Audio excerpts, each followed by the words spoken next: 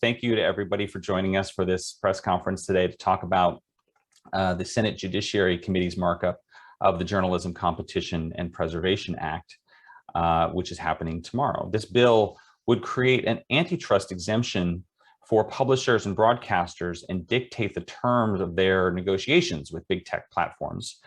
And yesterday, a broad coalition of organizations, including advocates on the right, left, public interest groups, tech industry groups, civil rights groups, and more, spoke out in opposition to this legislation with a new letter to the Senate.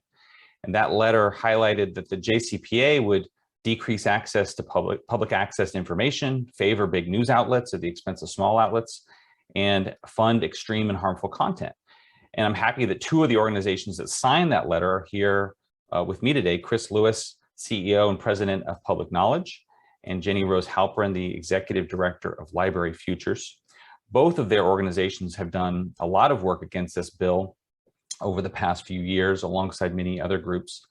Chris and Jenny and I are going to each share some of the major concerns that have driven our respective organizations to mobilize against this bill. And each organization has a slightly different perspective. And so at the end of today's comments, we'll leave room for questions from journalists in attendance. To start off the discussion for thoughts from our organization, Chamber of Progress, as I mentioned at the start, earlier versions of the JCPA granted news publishers and broadcasters an antitrust exemption to allow them to collude. In fact, you could say that the JCPA also stood for the Journalism Cartel Protection Act. But over the August recess, the bill was actually supercharged to become even worse, adding new provisions that allow news publishers to dictate how Google, Facebook, and Apple index and link to their articles, provisions that dictate the terms of an economic negotiation that the publishers essentially cannot lose, new provisions that give news organizations the ability to sue big tech platforms if they refuse to negotiate for payment, and provisions that forbid online platforms from removing access to any news content. As a result, our primary concern with JCPA is it would effectively force online platforms to both fund and link to far-right media, outlets like InfoWars, Newsmax, and One America News that have spread election lies and fueled conspiracy theories. In fact, the latest version of the JCPA has been amended to specify that the, quote, views expressed by the eligible digital journalism provider's content, unquote, cannot be grounds for exclusion. In plain English, that means that covered platforms like Apple, Google, and Meta will be forced to carry and fund these outlets, these kind of extreme outlets. So it's no wonder that the bill has been endorsed by a who's who of conservative news, from Newsmax to Red State. And we know that far-right media is already thriving online. Over the past couple of years, we've seen figures like Dan Bongino and Ben Shapiro, Fox News, become some of the leading beneficiaries of social media links and traffic. Those media outlets would stand to benefit the most from JCPA's requirement that big tech platforms pay for links. Our concern is that the JCPA would turn big tech platforms into kind of a guaranteed ATM and billboard for right-wing news, delivering funding and guaranteed links and traffic from their services. Another concern is that the bill would also guarantee payments to hedge funds like Alden Global Capital, which has been called a vulture fund for the way that it takes over local newspapers like the Chicago Tribune, the Denver Post, and several others, and then decimates their newsroom staffs. The bill gives collective bargaining rights to those news organizations that are actively denying their own journalists the same rights. And while some new language in the bill requires news organizations to report on how funds are used, it doesn't require that they actually use the funds for news gathering. There's no auditing, there's no enforcement mechanisms. And to add insult to injury, the bill excludes news startups that earn less than $100,000 in annual revenue from being a part of its negotiating cartel. So in light of all these problems with the bill, its funding of right-wing news, benefits for news vulture funds, our question is, why on earth are Democrats supporting this? I understand that many local newspapers have editorialized in support of the bill. That's surely playing a role here in some members' support. Just for example, a month ago, South Dakota's largest newspaper editorialized in favor of the bill. And a day after that, Senator John Thune became a co-sponsor of the bill. But this bill is not the best way to support local news. It's a massive boon for right-wing news outlets. And even if the bill advances beyond the Judiciary Committee tomorrow, I hope Democrats think twice about bringing it to the full Senate floor. So with that, I'll hand things over to Chris to share perspectives from public knowledge about the legislation. Chris? Thanks, Adam. Thanks for hosting this. As Adam said, public knowledge, we signed on with a diverse group of organizations, a letter yesterday opposing the JCPA. And public knowledge is a civil society group that is dedicated to free expression and competition and an open internet. And we believe that while we may come at this bill with from a different perspective than other groups that signed on to the letter, that we all came to really the same conclusion that this bill should not be passed. And as Adam noted, and I'll note a few concerns as well, the letter really stepped through a number of the concerns that come from the different perspectives of the broad range of groups that signed on.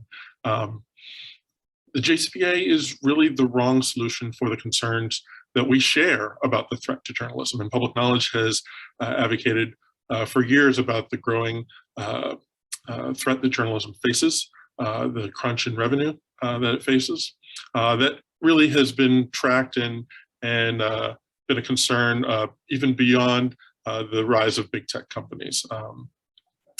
We think the JCPA has problematic solutions to this actual problem, and the Congress should take the time to look at the consequences of this bill that it creates, that some may even be unintended. Certainly, at its core, the antitrust exemption in the bill is the opposite of what we need. We have fought consolidation in media companies at public knowledge for years with other civil society groups, from Comcast Universal to Sinclair. And this bill builds up big media power instead of actually breaking down the levers of power that big tech currently controls that we are actually interested in looking at. It takes antitrust in the opposite direction by creating an exemption when we need it to be strengthened. Platforms are forced to carry and negotiate and therefore pay for content. We have no problem with journalists being paid for their content under their copyrights. However, platforms no longer under this bill have the right to choose what they carry, no matter how extreme that content is.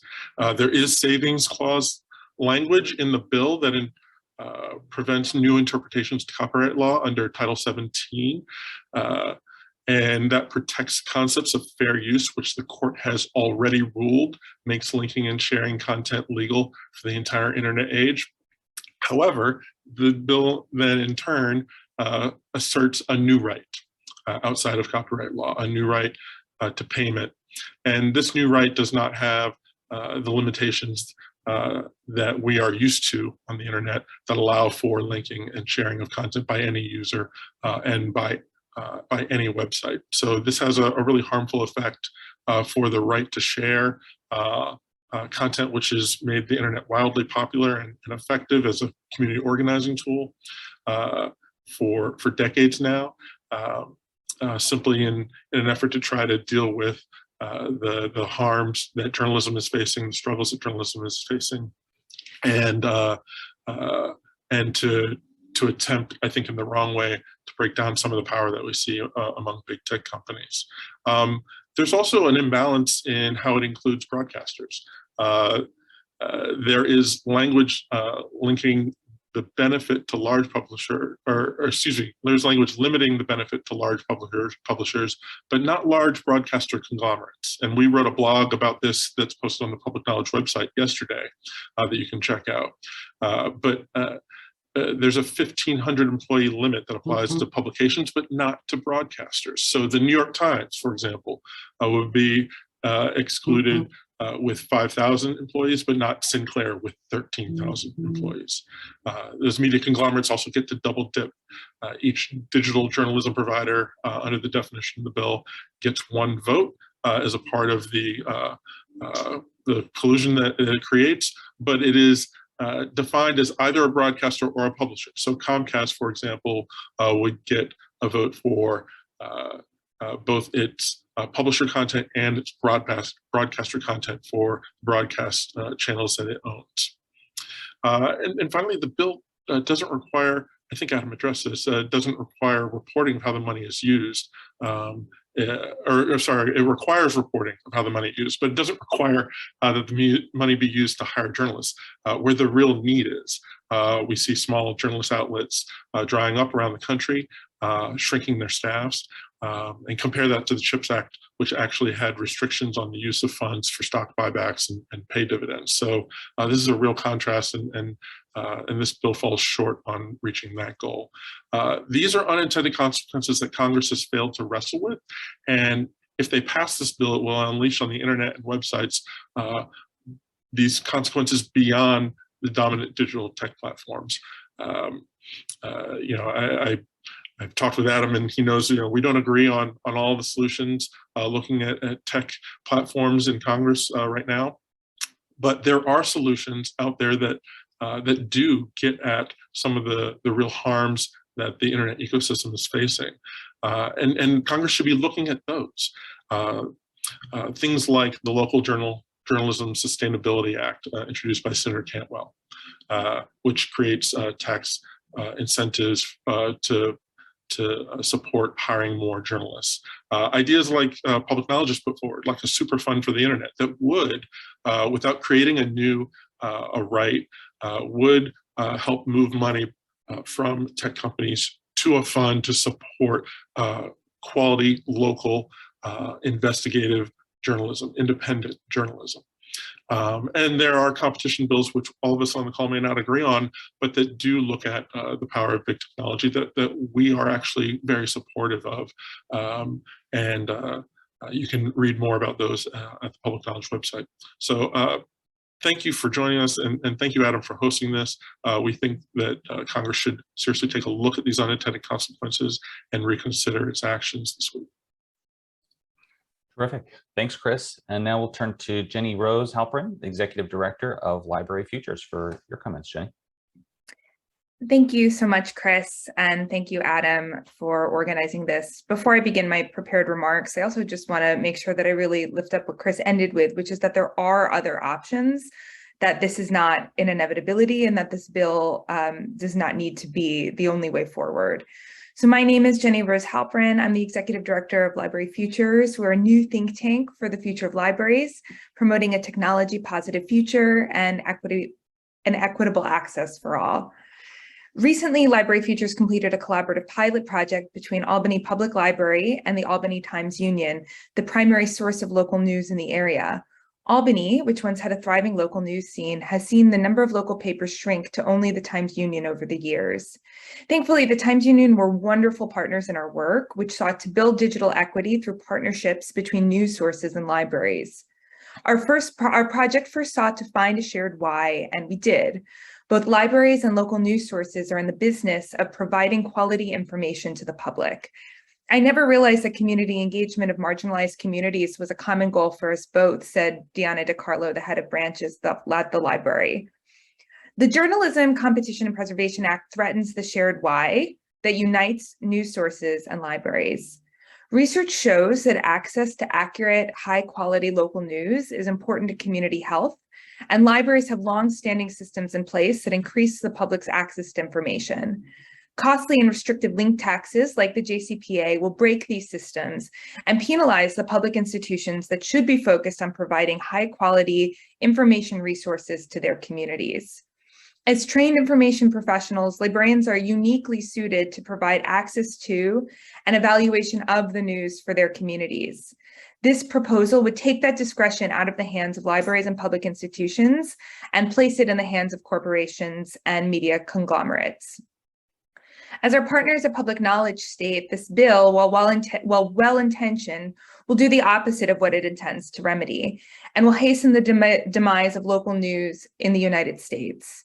Misinformation and disinformation is an enormous issue for all of us, particularly for libraries, and this new version of the bill will further harm competition and favor big news publications rather than local sources.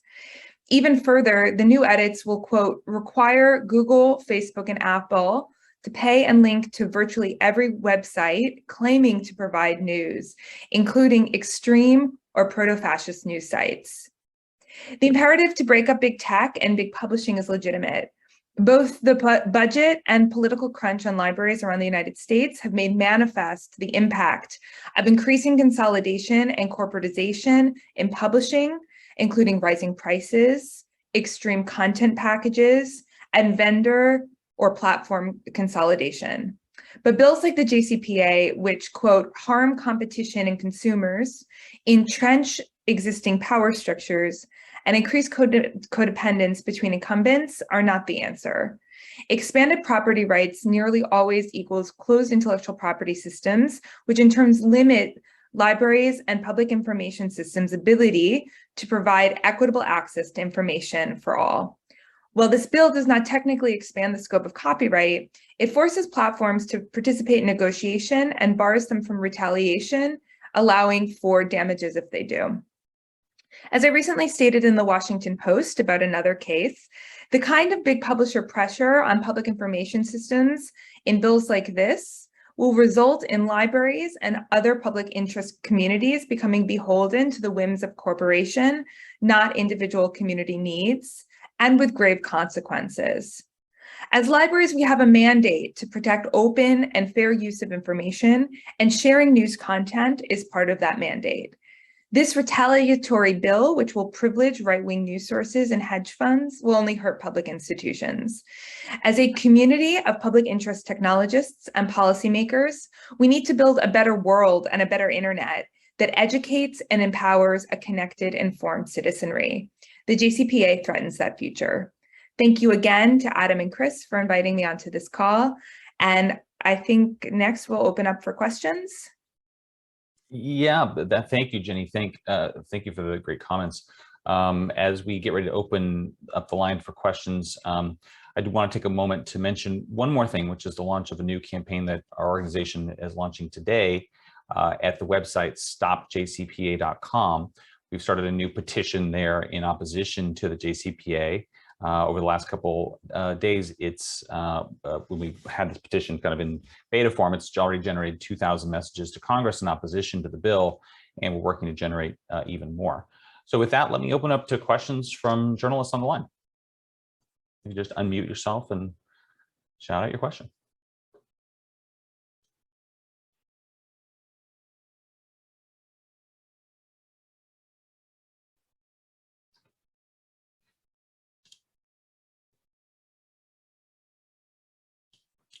While we're waiting, I will use moderator's prerogative here and ask Jenny a question. Jenny, we saw the bill change quite a bit in August from the previous incarnation to the current one. What is your take on those changes, and kind of why do you think those changes were made? I don't know if I can comment on why those changes were made. I could pass it to Chris, but I don't know. I mean, one would hope that, you know, public pressure from public interest groups like Public Knowledge and the number of sign-ons to the first letter opposing this legislation had some impact on the changes. However, as we've seen, the changes are generally pretty negative and not in the direction that I think any of us really wanted. You know, one of the biggest issues in local news, in publishing generally, but largely in news, is consolidation and is large corporate control of news sources. So, you know, while we see, you know, the proliferation of blogs and the proliferation of citizen journalism and the proliferation of nonprofit, independent, quality news, the new changes don't make a distinction necessarily between what is quality and what is not. And I think that all of us who are interested in providing quality information to the public and ensuring that the public receives quality information, and that platforms are not forced to carry information that is not quality or that is not up to a standard. I think all of us will sort of sees this as being In many ways, as we've said in our op-ed, bad legislation that has been imported also from another place. So this is a very, very similar to a bill that was Rupert Murdoch backed in Australia.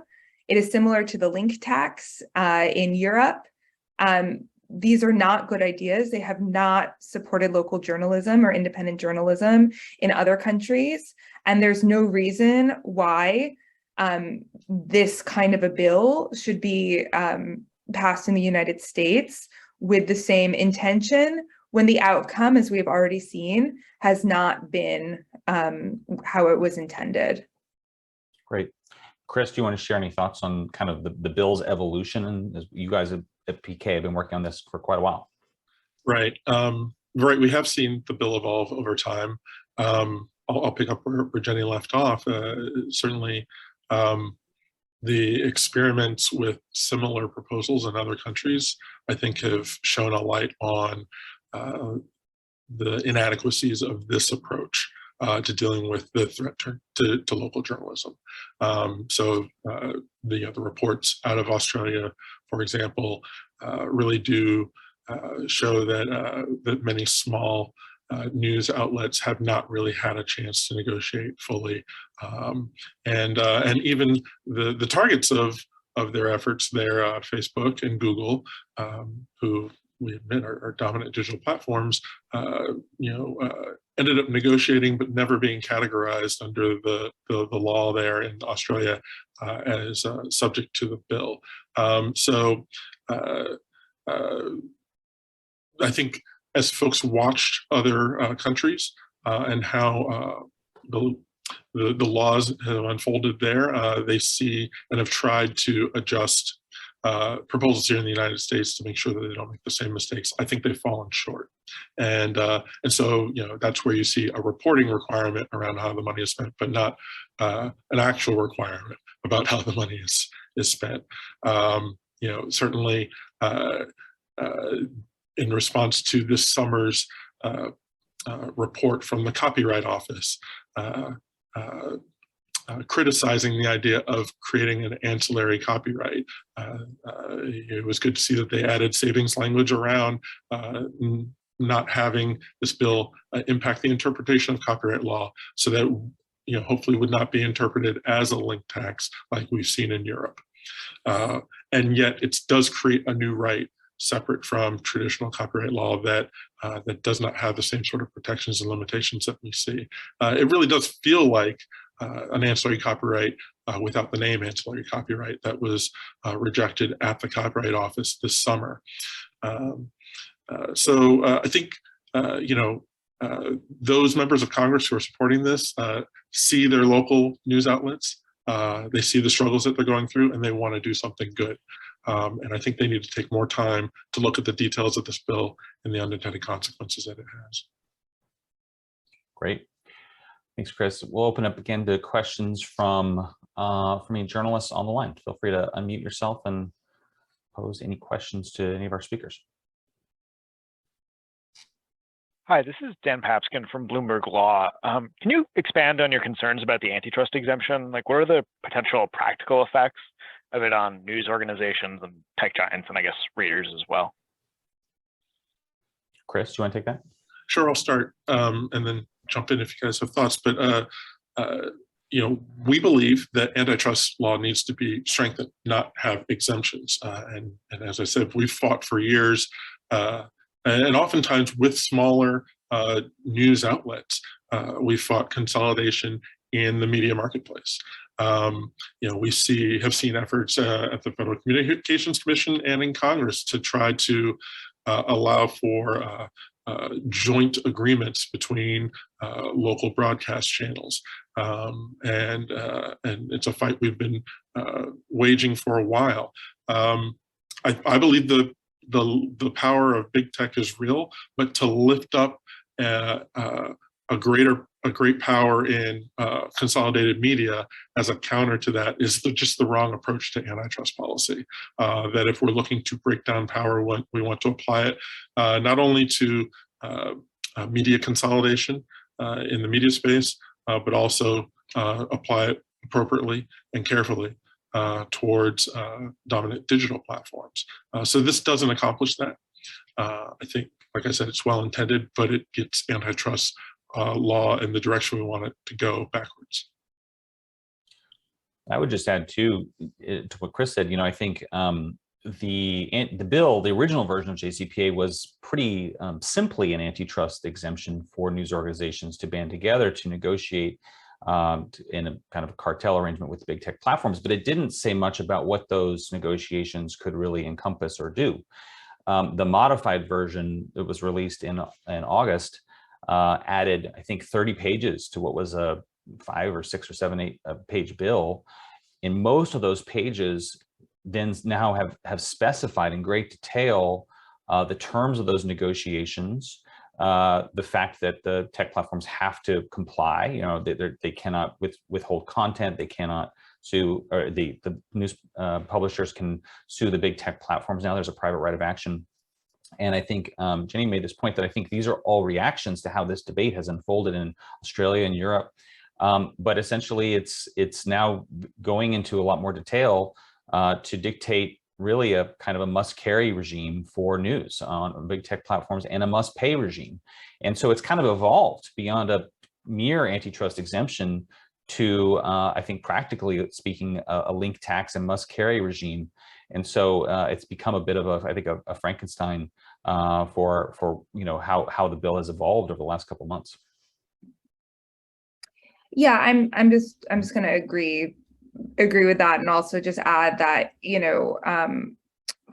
for institutions like libraries make choices daily about what they will and will not carry, and also are in the service of informing patrons about what is and what is not accurate.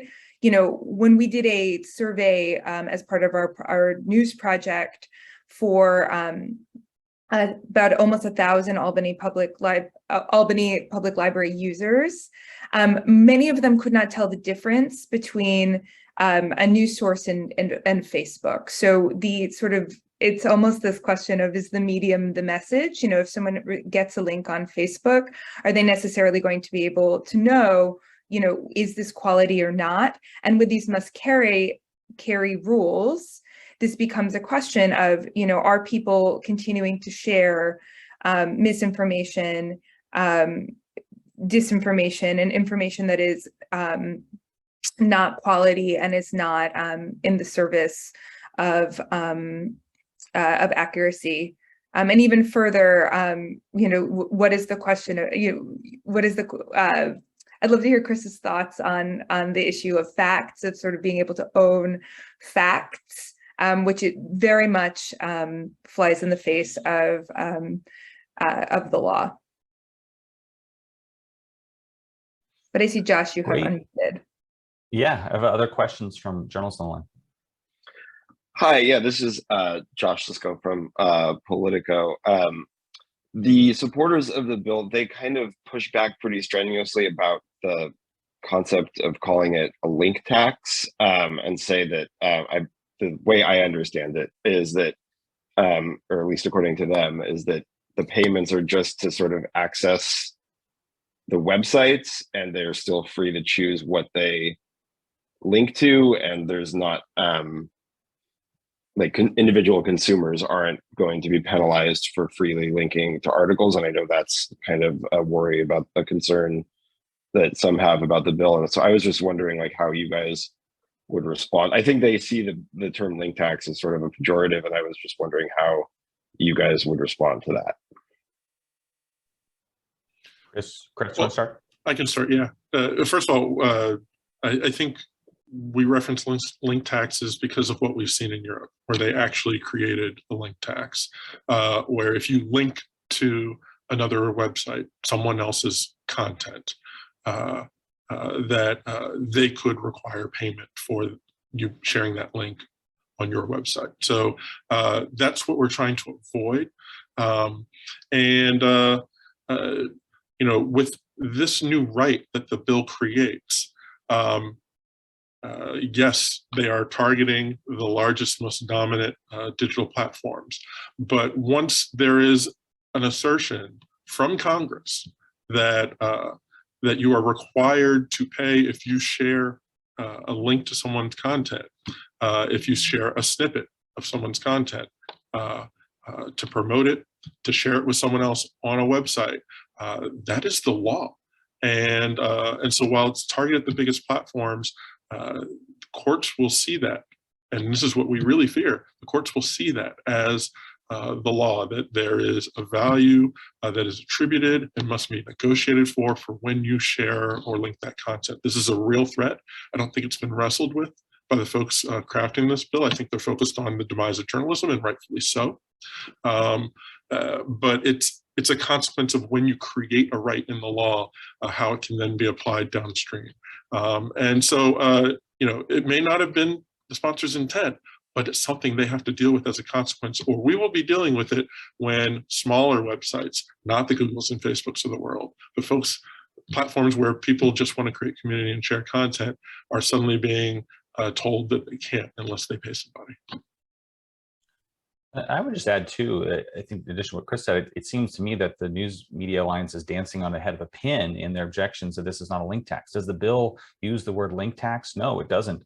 But the new version of the bill adds a section that pretty clearly states that big tech platforms are obligated to engage in this negotiation with news publishers over what they call the terms and conditions by which the covered platform may access the content of the eligible digital journalism provider. So, you know, I think it's pretty clear. And then it goes into great detail about the rates, you know, that the rates have to be fair market value. So I think that the bill authors have, again, danced on the head of a pin to effectively enact a link tax without calling it that. And so and this is not just us saying this. I think there are, you know, many outside, including academic observers, who've made the same observation. And Adam, if I could just add, sure, the connection to the idea of an ancillary copyright, you know, that was studied at the Copyright Office over the spring and summer, is a connection that we initially made, but then we saw it made in the filings at the Copyright Office by folks who are proponents of this bill. So when it came to the opportunity to entertain it at the Copyright Office, they made that connection. And now that that's been rejected, and we have the savings clause language in reaction for Title 17, I think they're walking away from that. Again, I think there are better ways to deal with the threat to journalism than this misguided approach. Other questions from any journalists online?